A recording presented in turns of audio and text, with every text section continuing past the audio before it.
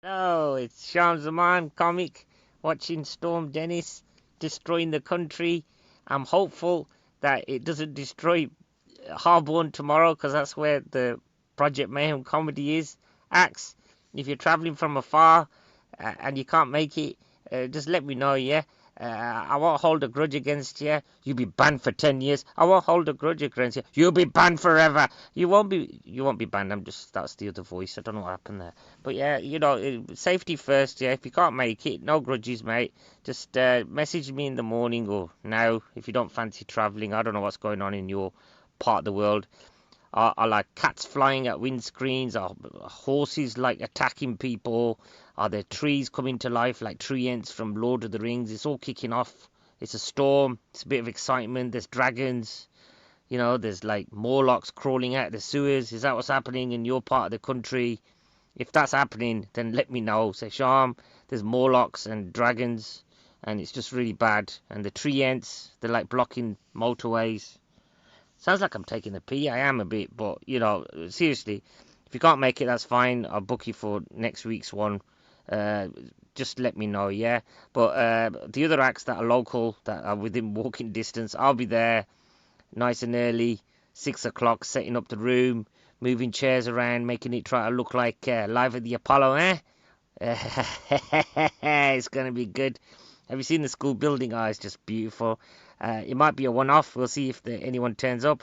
If not, at least we tried in Harborne, and then we were up in Selly Oak next week, and then I'm trying to find a place in West Brom, Solihull, and Sutton Coldfields. If anyone knows of any places that might be suitable for Project Mayhem, let me know. We need to spread our wings, don't we? We can't keep playing and performing to the same crowd again and again. They're bored, we get bored, and I want to light a fire in the hearts of the general public with regards to loving stand-up comedy, because they're the ones that are going to drive us forward, aren't they? And it's a good thing to do with our lives, I think. That's the motto behind Project Mayhem comedy, isn't it? To ignite the flame of love in the hearts of the general public for stand-up comedy and performance as well. So yeah, I was thinking, Storm Dennis. Yeah, why aren't they ever called after Asian people? Imagine that, Storm Sham. I mean, I'd be so proud, every time the newscasters are saying something like, "Oh, Storm Sham has destroyed the country and even the lakes are on fire." I'd be like, be a bit of pride for me, man. Like, "Oh, go Storm Sham." Sham's all over the world. Be like, "Yeah." I mean, we'd be sad, that he's destroyed everything, but kind of secretly proud as well. You know, the experts on the TV will be saying, "Oh yeah, this Sham storm came over from Europe.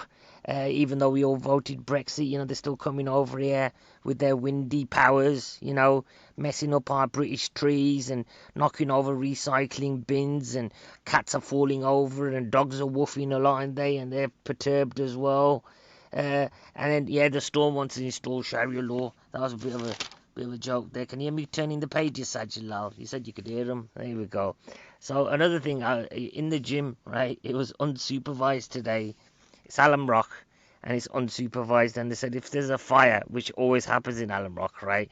Then just get the hell out of there. And I was thinking, what would I do, right, on a cross trainer if a bloke just went completely bananas with one of those bouncy balls? Those balls that they just jump up and down on. What would I do? Like, how would I defend myself?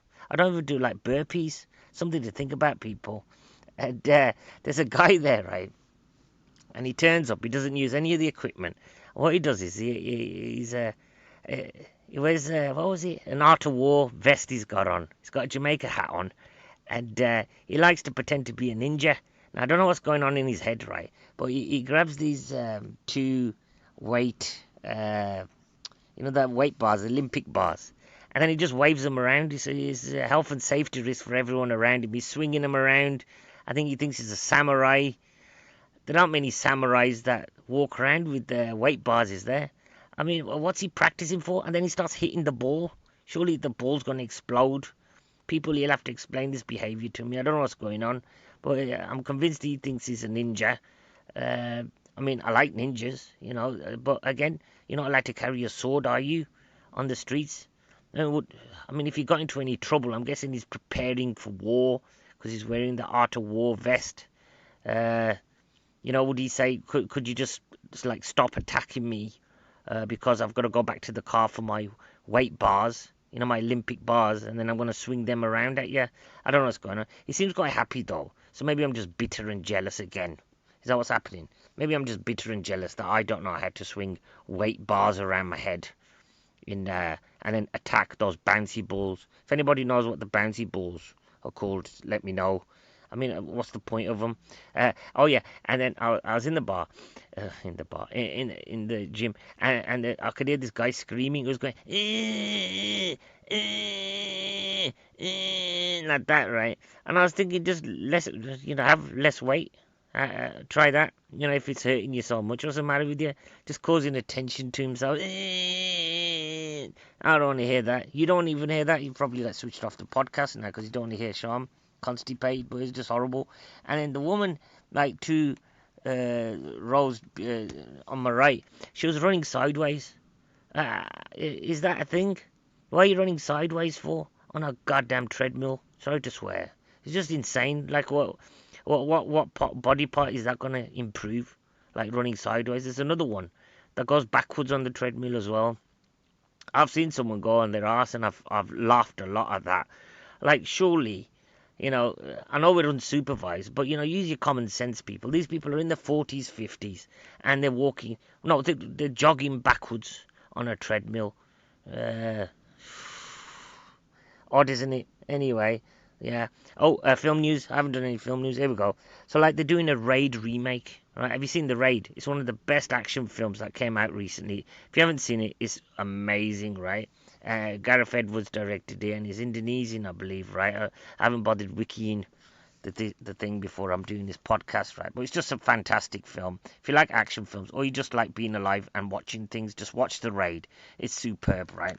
So Joe Carnahan has announced that he's going to do a remake. Now, I can't think of a good reason for doing a remake of a really, really good film that came out a couple of years ago, other than, right, he's recasting it with the Caucasian actors.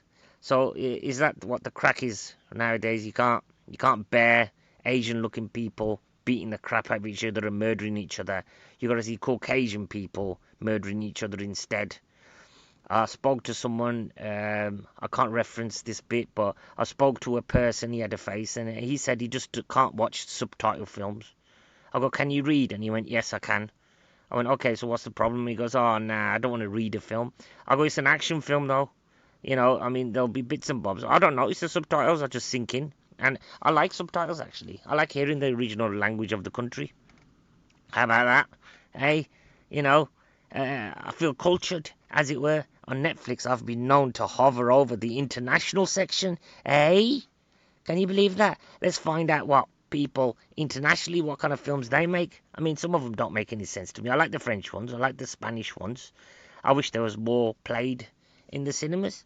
Imagine that, a multiplex with a film from every part of the world. Imagine that. Africa, Argentina, Iran. I'd watch the lot. Why not? Just sit there, get entertained. Thing is, right, the Indian films, they tend to be too long, don't they? And they can't settle on a theme. This is what I don't like about Indian. They're too loud as well, right? So you'll have like a bit of drama. Like, there'll be a large woman crying because someone's just been murdered. Then it'll turn into a song and dance number, right? And then there'll be a ghost. There's always a ghost section as well. And then more crying. And then the ghost comes back to life in the form of another bloke. And then he comes in, he does a disco dance, and then they all live happy. They don't make any sense to me, I'll be honest with you. Some of them are good, though. We can't grossly generalise, but on the whole, my Indian film watching experience hasn't been too good. And I haven't watched many Pakistani films as well. I've been accused of being a coconut. I don't know what that means, but coconuts are delicious, aren't they? Don't you think? Ooh, and coconut milk, that's the thing. High calorie, bad for your cholesterol, but very, very tasty, so maybe people are calling me a coconut. It's like a compliment as well. Oh yeah, there's going to be an Indiana Jones 5. Is everybody excited about that? I think I'm one of the rare people that actually liked the Crystal Skull. But it'd be nice to see Harrison Ford, putting the hat on and whipping stuff. And I'm not even going to make an ageist comment about it. Let's see what you can do with it. I hope Shia LaBeouf isn't back in it, though. He was rubbish, weren't he? But Indiana Jones, fantastic franchise.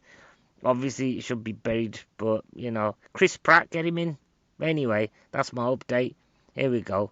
Bye-bye.